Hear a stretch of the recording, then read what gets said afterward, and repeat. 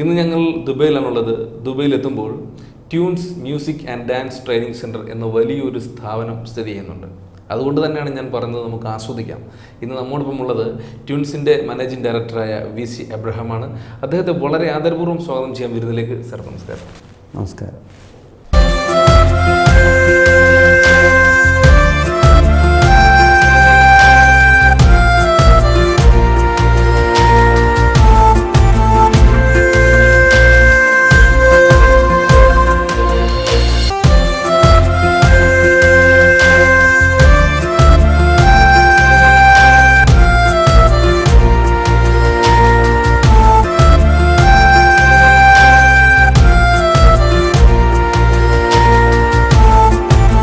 ഈ ട്യൂൺസ് എന്ന് പറയുന്ന താങ്കളുടെ ഇൻസ്റ്റിറ്റ്യൂട്ട്, ഈ ഒരു ട്രെയിനിങ് സെൻറ്റർ തീർച്ചയായും ദുബൈക്കും അപ്പുറം പല എമിറേറ്റ്സുകളിലും ശ്രദ്ധേയമായി കഴിഞ്ഞു. അപ്പോൾ നമ്മൾ കൊടുക്കുന്ന ഒരു പ്രധാന പ്രത്യേകതകൾ, ഇവിടെ ഞാൻ ബേസിക്കായിട്ട് വെസ്റ്റേൺ മ്യൂസിക്കാണ് അധികം ഇവിടെ ഉള്ള കുട്ടികൾക്ക് താല്പര്യം. അപ്പം keyboard, western music keyboard, piano ആണ്. Keyboard style is totally different than piano style. Piano style പഠിപ്പിക്കുന്നത് വെസ്റ്റേൺ ക്ലാസിക്സിന് വേണ്ടിയിട്ടാണ്.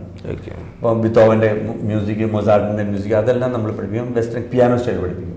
ഇപ്പോൾ പള്ളിയിൽ വായിക്കാനും മറ്റ് സിനിമ പാട്ടിനും ഉപയോഗിക്കും നമ്മൾ കീബോർഡ് സ്റ്റൈൽ പഠിപ്പിക്കും. ലെഫ്റ്റ് ഹാൻഡ് കോഡ്സും റൈറ്റ് ഹാൻഡ് റണ്ണിങ് നോട്ട്സും പഠിപ്പിക്കും.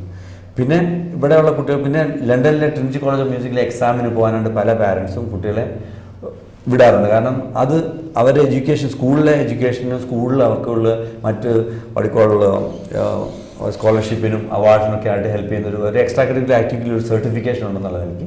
അപ്പോൾ ഞാൻ ലണ്ടനിലെ ഈ ട്രിനിറ്റി കോളേജ് ഓഫ് മ്യൂസിക്കിലെ എക്സാമിന് ഇനീഷ്യൽ തൊട്ട് ഗ്രേഡ് 8 വരെ കുട്ടികളെ വിടാറുണ്ട്. അപ്പോൾ every 6 months there is an exam.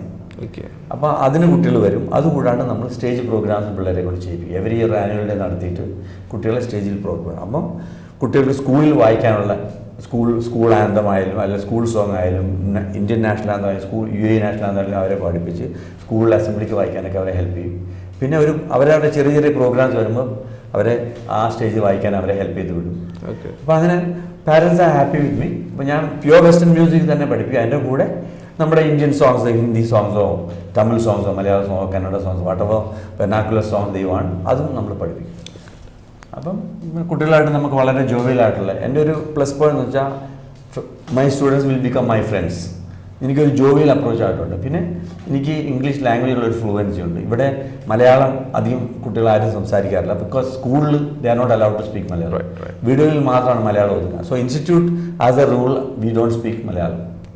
അപ്പോൾ കുട്ടികൾ, കാരണം ഡിഫറെൻറ്റ്, നമുക്ക് മലയാളീസ് മാത്രമല്ല വരുന്നത്, ഡൽഹിയിൽ നിന്നുള്ള കുട്ടികളുണ്ട്. ഇപ്പോൾ നമ്മൾ മലയാളം സംസാരിച്ചാൽ ഡൽഹിയിൽ നിന്നുള്ള കുട്ടികൾക്ക് ഫീൽ ചെയ്യും, അല്ലെങ്കിൽ ഈജിപ്തിൽ നിന്നുള്ള കുട്ടികൾക്ക് നമ്മൾ മലയാളം ദേ വോണ്ട് അണ്ടർസ്റ്റാൻഡ് എനിത്തിങ്.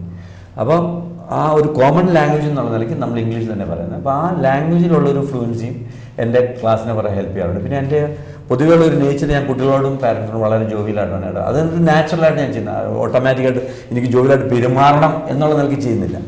നാച്ചുറലായിട്ട് എൻ്റെ സ്കൂളിൽ ഞാൻ പഠിപ്പിക്കുന്നു. ഞാനൊരു ഇപ്പോൾ സ്പ്രിംഗ് ഡേ സ്കൂളിൽ പഠിപ്പിക്കുകയാണ്. അവിടെ KG1 തൊട്ട് 8th വരെയുള്ള കുട്ടികൾ എൻ്റെ ഫ്രണ്ട്സാണ്. So music sir, Abi sir, they call me Abi sir.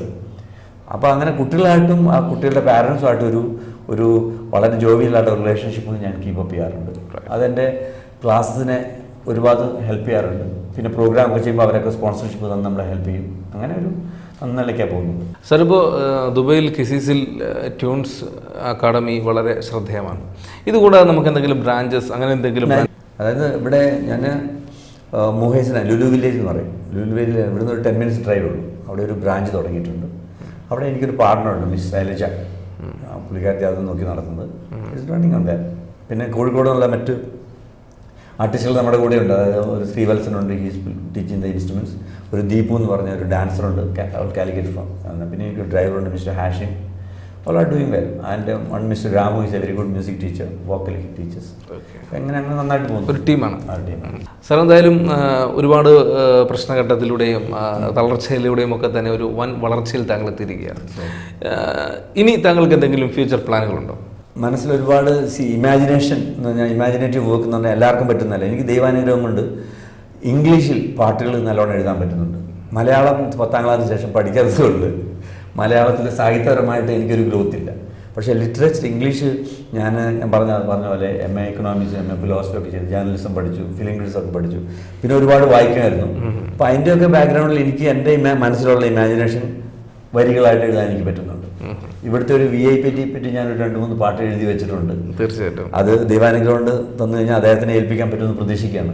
അതിൻ്റെ വർക്കിലാണല്ലേ? അതിൻ്റെ വർക്കുണ്ട്. അതുകൂടാതെ എനിക്ക് ഈ സ്കൂളുകളിലൊക്കെ ഇപ്പോൾ വർക്ക് ചെയ്യുന്നുണ്ട്. രാവിലെ 8 മണി തൊട്ട് 3:45 വരെ ഞാൻ സ്പ്രിംഗ്ഡേൽ സ്കൂളിൽ വർക്ക് ചെയ്യും. ഇവിടെ 4:15 തൊട്ടാണ് തുടങ്ങുന്നത്. 4:30 തൊട്ട് 9:30 വരെ ഇൻസ്റ്റിറ്റ്യൂട്ട് ക്ലാസ്.